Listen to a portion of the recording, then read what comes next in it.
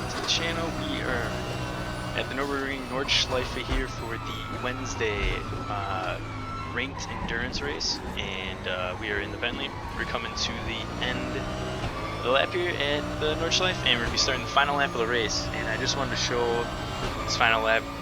The race was an absolute blast, had a really good time. It was actually pretty quick in the Bentley. Probably something to do with the VOP changes that Racing had put out, but yeah, it was a really fun race. Pushed the whole time. So the first half of the race, it was BMW in front. I was pretty much chasing him, and the leader in the Porsche started stretching his lead out and got to about 10-ish seconds.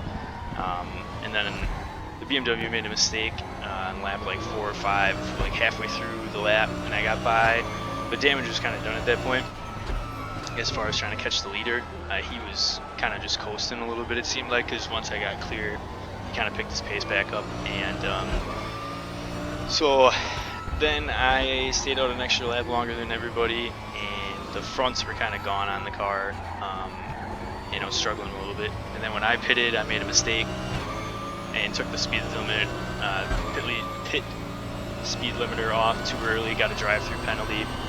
Took it the next lap, fell down to third, and when I came out of that drive-through, I was behind this BMW by about 10-ish seconds, and there was only about 20 minutes left to go in the race, so that's, 3-ish laps worth. And yeah, we pushed like hell and got this gap back down here. I was actually really close to him with 2 laps to go and hounded him for a good portion of the lap, but towards the end of it, I made a mistake on my own, just grabbed the throttle too early towards the end of the lap and pushed me out into the gravel pit. So I went from being about like half a second to 3.5 seconds behind. But just kind of regrouped, put the head back down, and got back to it. Started hitting your marks. I could tell following him for a while that he was really pushing hard, trying to keep me behind. He was using every inch of road that he could. He was all over the place. So I knew if I just kept the pressure on him, I could maybe get him to make a mistake. If not, the plan was obviously to keep him in close touch. And then on the Dettinger O at the end of the lap, the Bentley had so much power, I knew I'd be able to just kind of get right past him. So it was just mainly about trying to either get him to make a mistake without being overly aggressive. So like I jumped to his inside here, but I never really had any intention of making a move there. That's just not a spot for it. And with both cars being bigger, there's definitely not a lot of room there. So that was never a move. That was more just like, hey, I'm here, and maybe get him to look in his mirror and drift a little wide there. But so yeah, going back, it's just about trying to stay as close as I could to him.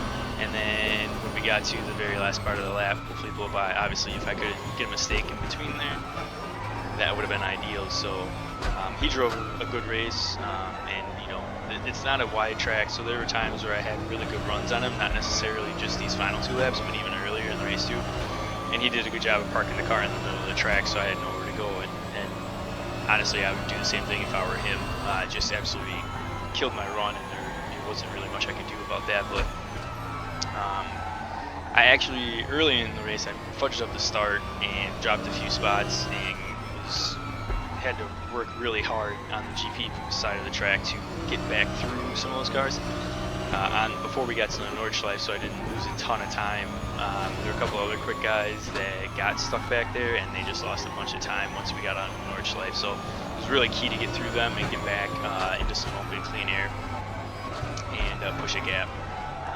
And yeah, so I was following Sam during the first part of the race too, and he was doing exactly what he needed to do. We just kind of lost time to the leader, and that was unfortunate. At this point, after the drive-through penalty, the leader's probably like 45 seconds ahead of us. He never really had too much of a contest in this race. He drove really well, so I don't think I would have won, regardless of some of the other stuff. I think I could have been within 8 seconds of him, which would have been a win, but at the end of the day, I had a blast racing here. This was so much fun, and I hope Sam did as well too, because really on your edge of the seat, and this track's not an easy track to drive. There's a lot going on all the time, and you're driving 90 minutes, so you got to keep your focus up, and I was pushing super hard, like I said. So here's another section where we can get a really good run with the Bentley, and I just wasn't able to get close enough coming out of the slow right-hander. And again, right here, I'm not looking to make a move. I'm just trying to look to scare him a little bit and see if I can't get him into a mistake, and then get through there. And again, right now there's nowhere really to go, but I'm just trying to set him up, see if there's, again, somewhere I can maybe get a mistake. Kind of shoot to the inside there to get him to think about his braking zone a little bit, and didn't really work, but we stay close. We get a good run out of here. We're pushing, and I'm gonna, same thing, I'm just gonna try and duck to his inside and make him, hey, I'm here, kind of deal like that. And boom, got him to make a mistake in the carousel. He went a little wide, got up on top. He actually came back down trying to get back to the line, and we made side contact, which, while they're both big cars, BMW is not going to push the Bentley around. So at that point we were able to clear him, which I was, I'm like, yes, I got it done. We got back to second, which is where we probably should have finished, without the penalty. But it's not over at this point. He was able to pick up his pace a little bit, and at this point here, he's still only about a half a second behind me or less, and I'm just focused forward, just trying to hit my marks and not really worry about him or what he's trying to do, because again, there's no real great place to pass.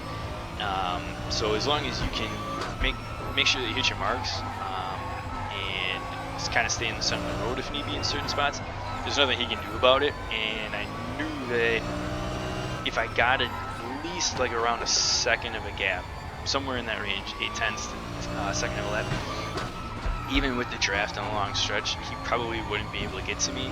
There were a few times, actually the lap prior, when I had made the mistake and got behind him, when we got onto the dotting arrow, I was probably about like 2.5 seconds behind him, and by the end of the straightaway, even without the draft, I had pulled in over a half a second on him. So I knew that it would be really hard for him, even in the draft, to be able to get past me. So this whole time it was just like, hit your marks, hit your marks, hit your marks. Don't overdrive the car. Don't make any mistakes where he can get a chance. And slowly started pulling out a little bit of a gap to him. I knew that maybe he'd take the chance that he would make a mistake pushing, trying to stay close to me so that he could have the ability to possibly draft me down the straightaway. And I think at this point it's up over a second and a half, so I know I'm in the clear at this point. Just hit your marks here through this final long right-hander. Don't drift out too wide, and put the power down, and we're good to this point. I was a bunch better than him at the end of this straightaway into the braking zone as well too. The Bentley, this was basically the default setup. I didn't do very much to it, and it was really stable though. So when you got to the end of the straightaway, you could just mash on the brakes. Like, I know the first time that I turned a lap here, I was kind of nervous at like how deep I was gonna be able to brake or carry speed. And this next section, the left right here, I was able to stay pretty much flat out, and I was just cautious there, and then just stand on the anchors right here and get the thing, load up and through this corner and onto the finish. So yeah, we were able to finish P2. This was an awesome race. Really enjoyed it. Had a great time doing it. And yeah, looking forward to more races with the North American Race Room group. So thanks as always for watching. I hope you guys enjoyed this little clip. And hopefully we'll either see you on the track with the group or checking us out in the next video. So make sure to watch the broadcast. They're at the North American Race Room YouTube channel. Jason does a great job with the broadcast, and I've been able to jump in. He's been kind enough to let me do that with him as well too. So as always, thanks again for watching, and we'll see you out on the track soon. Take care.